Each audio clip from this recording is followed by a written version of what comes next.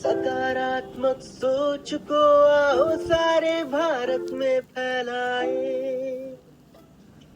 सकारात्मक ऊर्जा का आओ सब में संचार कराएं। आज़ादी की अमृत गाथा के 69वें अंक में आप सभी आगंतुकों का स्वागत करती हूँ। मैं आरजेएस राष्ट्रीय सम्मान की प्रदाता 2022 रिटायर्ड शिक्षिका प्रेम प्रभा झा इंदौर मध्य प्रदेश से आज समाज सुधारक शिक्षाविद राजा राम मोहन राय की जयंती पर आरजेएस फैमिली की ओर से सत नमन करती हूँ। आइए राजा राम मोहन राय जी के बारे में जानते हैं। ब्रह्म समाज के संस्थापक राजा राम मोहन राय को आधुनिक भारत और बंगाल के नवयुग का जनक कहा जाता है। उन्होंने कुरीतियों और परंपरा की बेड़ियों को तोड़ते हुए महिलाओं और समाज के हितों में कई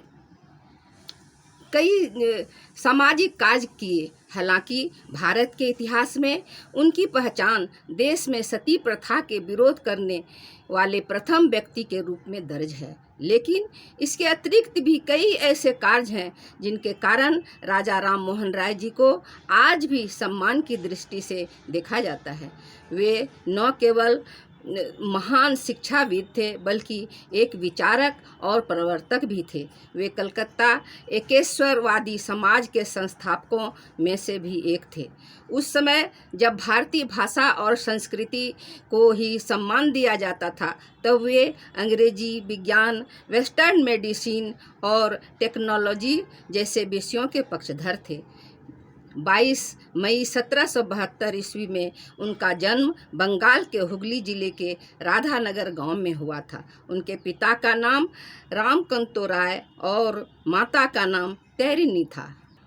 भारत में सकारात्मक भारत आंदोलन के सूत्रधार उदय कुमार मन्ना जी के सहयोगी सोमेन कॉलेजी सचिव TJAPS के BS के हुगली जिले के गुंटकेरी धनिया खली इलाके से ही आते हैं और 6.5 साल से ज़्यादा समय से आरजेएस फैमिली से जुड़े हैं।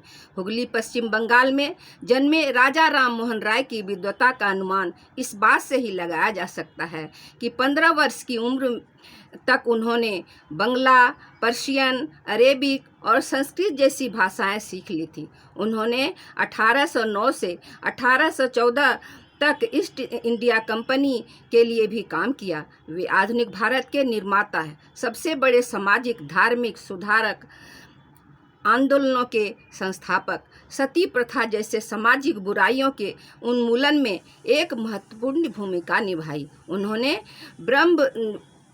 ब्रह्म मेनिकल मैगजीन, संवाद कौमुदी, मीरात उल अखबार, बंगदूत जैसे स्तरीय पत्रों का संपादन प्रकाशन किया।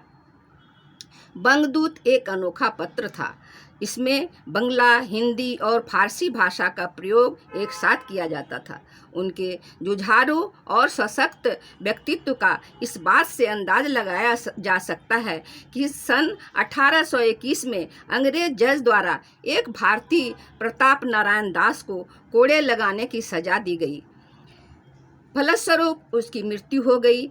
इस बर्बरता के खिलाफ उन्होंने एक लेख लिखा। उनकी मृत्यु 27 सितंबर 1833 में इंग्लैंड में हुई थी। भारत के ऐसे महान सपूत को आरजेएस फैमिली की ओर से 22 मई जयंती पर सत नमन।